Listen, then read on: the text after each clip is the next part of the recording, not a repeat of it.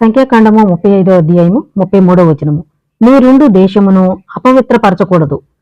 నరహత్య దేశమును అపవిత్రపరచును గదా. అర్థమవుతుందండి. మీరుండు దేశమును అపవిత్రపరచకూడదు. నరహత్య దేశమును అపవిత్రపరుస్తుంది, అంతేగాని పాపం పోయి పుణ్యం రావట్లేదు. చాలా జాగ్రత్తగా ఆలోచించండి. దేశములో చిందించిన రక్తము నిమిత్తము చిందించిన వాని రక్తము వలననే ప్రాయశ్చిత్తము కలుగును గాని మరి దేని వలనను కలగదు. అంటే ఇప్పుడు ఒకళ్ళని చంపేశారనుకో, మళ్ళీ తిరిగి వాళ్ళని కూడా చంపేయాలి. అంటే అది రూల్ ఇక్కడ. నరహత్య అనేది ఆయన కోరుకోలేదు. నరహత్య వల్ల దేశం అపవిత్రం అవుతుంది. ఇప్పుడు పాపం పోవడం కాదు. ఇప్పుడు మీరందరూ ఏ భ్రమలో ఉన్నారు? పాపం పోయిందనే భ్రమలో ఉన్నారు. ఇక్కడ పాపం పోవట్లేదు, దేశం అపవిత్రం అయిపోతుంది కాబట్టి నరహత్య చేయొద్దు అన్నాడు. జంతు బలి, అది కూడా ఏంటి, బలిపేట మీద పోయమన్నాడు. రక్తాన్ని తీసుకెళ్లి తాగేమని చెప్పలేదు.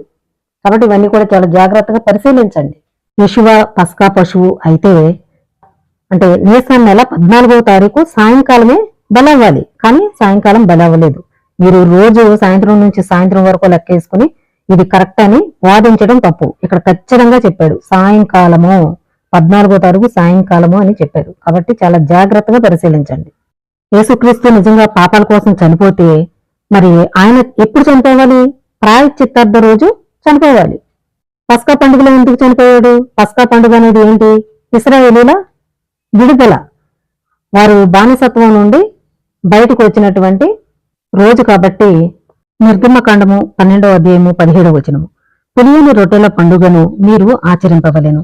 వీటిని మందే నేను ఈ సమూహములను ఐగుప్తు దేశంలో నుండి వెలుపలికి రప్పించితిని గనుక మీరు మీ తరములన్నిటిలో ఈ దినము నాచరింపవలెను.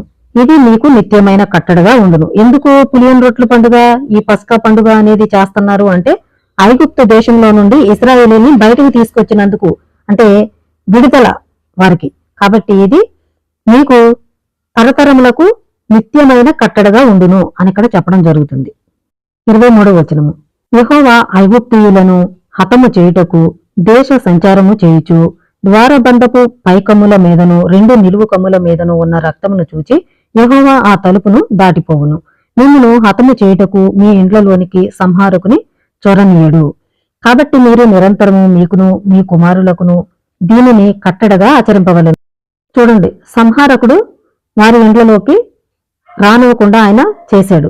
ఇది నిరంతరము మీకు మీ కుమారులకు దీనిని కట్టడగా ఆచరించాలి అని ఆయన చెప్తున్నారు. అంతేగాని ఇక్కడ యేసుక్రీస్తు వచ్చి చచ్చిపోతాడని ఎక్కడా చెప్పలేదు ఈ పండుగలో. నిర్గమకాండము 12వ అధ్యాయము 26వ వచనం చూడండి. మరియు మీ కుమారులు మీరు ఆచరించు ఈ ఆచారం ఏమిటని మిమ్మల్ని అడుగునప్పుడు, అంటే ఈ పస్కాను వారు ఆచరిస్తున్నప్పుడు వారి పిల్లలు ఇదేంటి, ఈ ఆచారం ఏంటి అని అడిగినప్పుడు ఆయన ఏం చెప్పమంటున్నాడో చూడండి. మీరు ఇది యెహోవాకు పస్కా బలి. ఆయన ఐగుప్తీయులను హతము చేయుచు మన ఇండ్లను కాచినప్పుడు ఆయన ఐగుప్తులోనున్న ఇశ్రాయేలీల ఇండ్లను విడిచిపెట్టెను అనవలెను అని చెప్పెను. అప్పుడు ప్రజలు తలలు ఉంచి నమస్కారం చేశారు. అంటే పిల్లలు అడిగినప్పుడు ఈ పస్కా ఏంటి అని అడిగినప్పుడు ఏం చెప్పాలి? ఐగుప్తీయులను హతం చేయుచు మన ఇండ్లను కాచినప్పుడు ఆయన ఐగుప్తులోనున్న ఇశ్రాయేలీల ఇండ్లను విడిచిపెట్టెను అని పిల్లలకు చెప్పండి.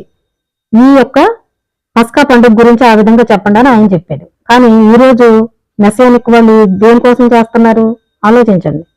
మీరు అనుకుంటున్నట్టు యేసుక్రీస్తు నీతిమంతుడు, ఆయనలో ఏ పాపం లేదు అని క్రొత్త నిబంధనలో ఉంది.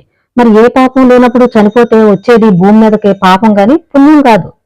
నరహత్య దేశాన్ని అపవిత్రపరుస్తుంది. కాబట్టి చాలా జాగ్రత్తగా పరిశీలించండి. ఎందుకంటే రోజు ప్రారంభం అనేది సాయంకాలం నుంచి సాయంకాలం వరకు అయినప్పటికీ ఇక్కడ పస్కా బలి మాత్రం ఆయన ఖచ్చితంగా చెప్తున్నాడు.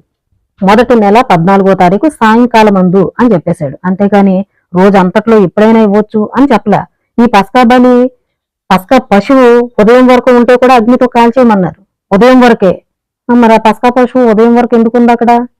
యెషువా అనే పస్కా పశువు ఎందుకుంది ఆలోచించుకోండి, పరిశీలించండి. ఇవన్నీ మనం తెలుసుకోవాలి. ఎందుకంటే చాలా మందికి తెలియదు, ఒక భ్రమలో వెళ్ళిపోతున్నారు అంతే. కానీ పరిశీలించి తెలుసుకోండి. అందరికీ షలోమ్.